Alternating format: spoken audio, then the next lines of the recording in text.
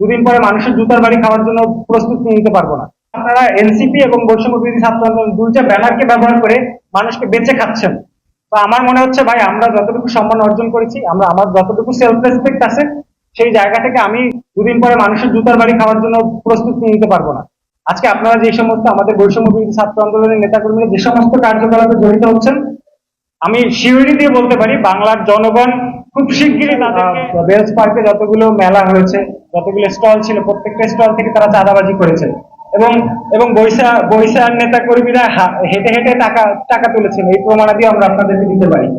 আপনি যদি আরো প্রমাণ চান, জেলা পরিষদের গেটে আপনি 2 মিনিট দাঁড়াইলে দেখবেন ওইখানে প্রতিদিন সকাল থেকে সন্ধ্যা পর্যন্ত মিনিমাম হইলো 10 জন বৈশাখ নেতা কর্মী ওইখানে আসে আর যায়। তাদের কাজ কি ওইখানে?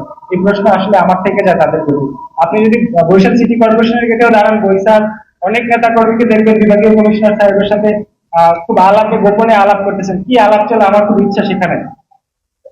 এটা যদি দেখেন পানি উন্নয়ন বোর্ডের এক্সিএন এর রুমে আসা যাওয়া কি চলে সেখানে, এটা কিন্তু সুস্পষ্ট যে আসলে পানি উন্নয়ন বোর্ড কিংবা পল্লী বিদ্যুতের এক্সিএন এর রুমে তাদের কাজ কি।